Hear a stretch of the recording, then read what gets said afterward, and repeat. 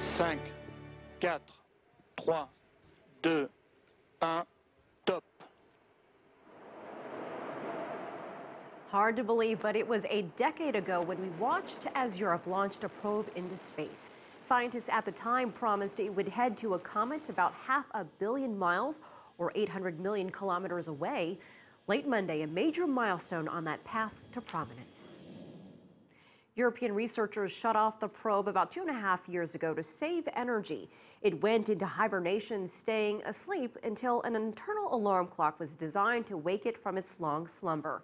And Monday was the day, and so it did, wake up as scheduled. CCTV's Jim Spellman has been following this mission all day and joins us now with more. Jim. Elaine, Rosetta did indeed wake up when the alarm sounded, announcing to the world it was back in action with a tweet at 1818 GMT reading, "Hello world." Twitter wasn't even in existence when it took off. The Rosetta was launched back in 2004 and it made 3 orbits around the sun before going into hibernation in June of 2011. Today it has come out of hibernation and scientists are preparing it to rendezvous in August with a comet known as 67P. The Rosetta will orbit it until November when it will deploy a smaller landing craft to the surface of the comet.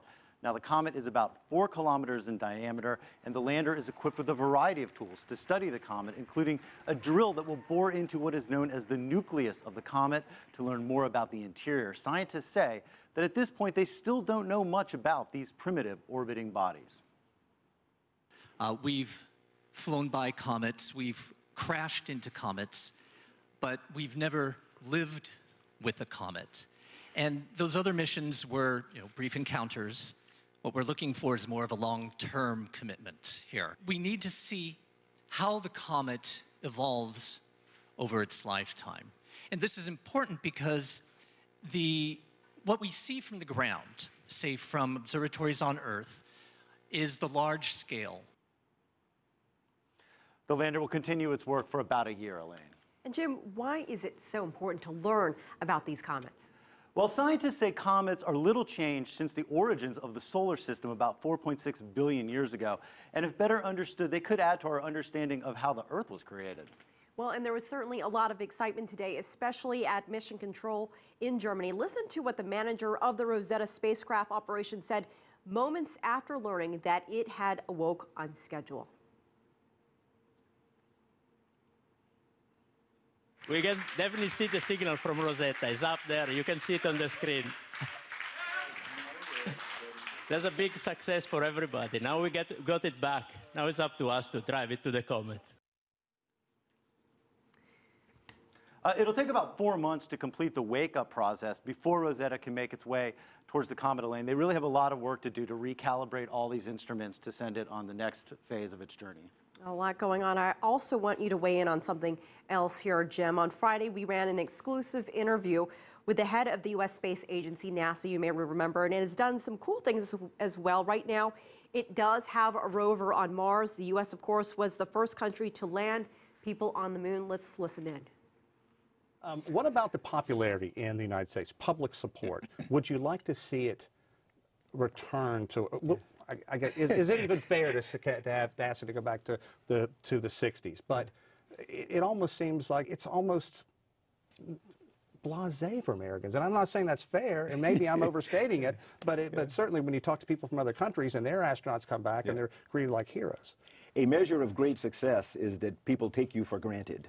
The fact that NASA is now somewhat taken for granted means that we've been incredibly successful.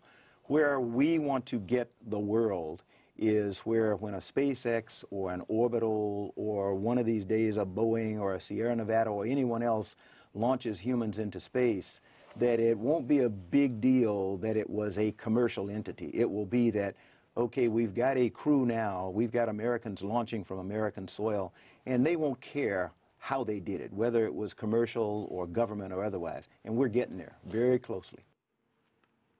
I want to get your take on what Charles Bolden said, and I also want you to talk about all the difficulties surrounding what's happening with Rosetta.